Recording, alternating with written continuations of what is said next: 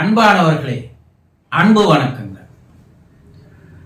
பழைய நினைவுகள் உங்கள் மனதை வாட்டி வதைக்கிறதா? என்னால மறக்கவே முடியலைங்க. அடிக்கடி என் நினைவிலேயே வந்து என்னை ரொம்ப துன்புறுத்துது, தூங்க முடியாத செய்யுது, எதையும் சிந்திக்க முடியாத செய்யுது, நிம்மதியாவே இருக்க முடியல. உள்ளுக்குள்ள இருந்து என்ன அது சிறிது சிறிதாக துன்புறுத்திக் கொண்டே இருக்கிறது. என்னங்க அது? சிறு வயது முதல் இந்த வயது வரை உங்களை யாராவது ஏமாற்றி இருக்கலாம், உங்களை யாராவது கேலி செய்திருக்கலாம், உங்களை யாராவது அவமானப்படுத்தி இருக்கலாம், அல்லது உங்கள் குடும்பத்தில் யாராவது நீங்கள் இழந்து இருக்கலாம்.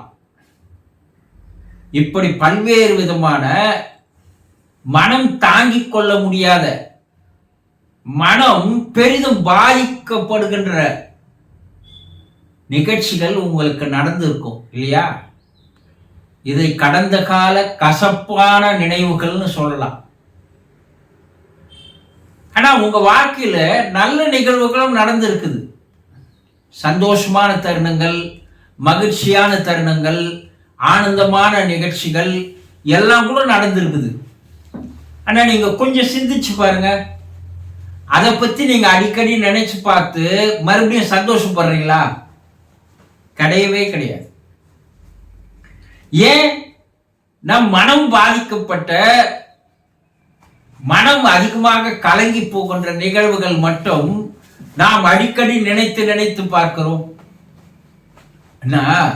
அது உங்கள் மனதிலே ஆழமாக பதிவாகி விடுகிறது. நீங்கள் அதை எந்த அளவிற்கு ஒரு நாளைக்கு நினைக்கிறீங்களோ அது மறுபடியும் மறுபடியும் உங்க மனதிற்கு ஒரு தீனியை தருகின்ற மாதிரி மறுபடியும் மறுபடியும் மறுபடியும் அதே நிகழ்வுகள் உங்கள் கண்ணெதிரிலே வந்து காட்சியாக ஓடுகிறது. நிச்சயமா உங்க வாழ்க்கையில ஏதோ ஒரு கசப்பான நிகழ்வுகள் இருந்திருக்கும். அந்த கசப்பான நிகழ்வுகள் என்னன்னு சிந்திச்சு பாருங்க. பெரிய ஏமாற்றமா இருக்கலாம், பெரிய துரோகமா இருக்கலாம், பெரிய பழிவாங்குதலா இருக்கலாம். உங்க நண்பர்கள், உறவினர்கள் யாராவது உங்களை ஏமாற்றி இருக்கலாம், துரோகம் பண்ணி இருக்கலாம். இப்படி பல நிகழ்வுகள். இந்த நிகழ்வுகள் உங்கள் ஆழ் மனதில் போய் அதிகமாக நீங்கள் நினைக்க நினைக்க நினைக்க அது உங்களுடைய ஆழ் மனதில் போய் மிக வலுவாக கல்லில் செதுக்கப்பட்ட எழுத்துக்களைப் போல அது பதிந்து விடுகிறது. அப்படி பதிந்த அந்த நிகழ்வுகள், நிகழ்ச்சிகள் உங்களுக்கு அடிக்கடி மேலெழுந்த வண்ணமாக, உங்களால் அதிலிருந்து வெளியே வர முடியாத அளவிற்கு அது உங்களை என்ன பண்ணுதுன்னா இழுத்து இழுத்து உள்ளேயே நிறுத்துகிறது. அந்த நிகழ்வுகளை நினைக்க நினைக்க உங்கள் உடல் முழுவதும் ஒரு பெரிய மாற்றம் ஏற்படுகிறது. என்ன? இருதயம் வேகமா அடிச்சுக்குது, உடம்பு பூரா சூடாயிடுது, உங்களுக்குள்ள ஒரு வெறி வருது, உங்களுக்குள்ள ஒரு பகை உணர்வு வருது, உங்களுக்குள்ள ஒரு விரோத மனப்பான்மை வருகிறது. இதெல்லாம் உங்களுக்கு அடுக்கடுக்காக வரும்போது அது உங்களையே பாதிக்க செய்கிறது என்பதை நீங்கள் நினைத்து பார்ப்பதில்லை. அது எப்போ நடந்த நிகழ்ச்சி? எப்போ ஒரு நண்பன் உங்களுக்கு துரோகம் பண்ணான்?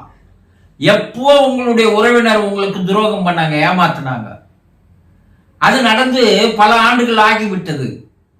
ஆனாலும் இன்று வரைக்கும் அந்த நினைவுகள் உங்களை என்ன பண்ணுது? உசுப்பேத்தி கொண்டே இருக்கிறது.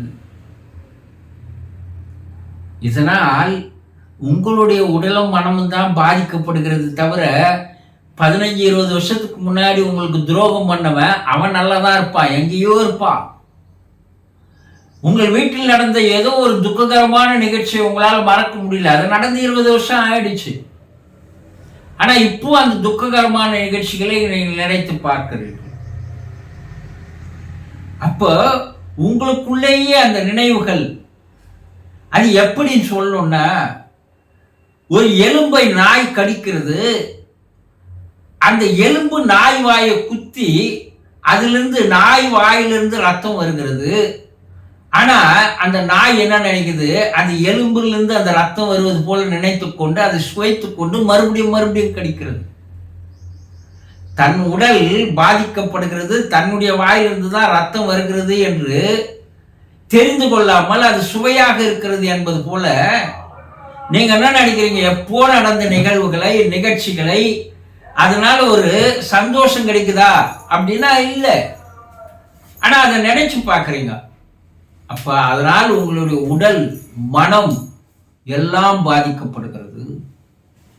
ஆகவே இந்த கசப்பான நினைவுகளிலிருந்து வெளிவருவதற்குண்டான முயற்சிகளை நீங்கள் செய்யாவிடில் சிறிது சிறிதாக உங்களை நீங்களே அழித்துக் கொள்கிறீர்கள் என்பதை புரிந்து கொள்ளுங்கள். இந்த கசப்பான நினைவுகளை மறப்பதற்குண்டான முயற்சிகளை நீங்கள் மேற்கொள்ளாவிட்டால் இதிலிருந்து உங்களை காப்பாற்றவே முடியாது. புரிந்து கொண்டீர்களா? சந்தோஷம்.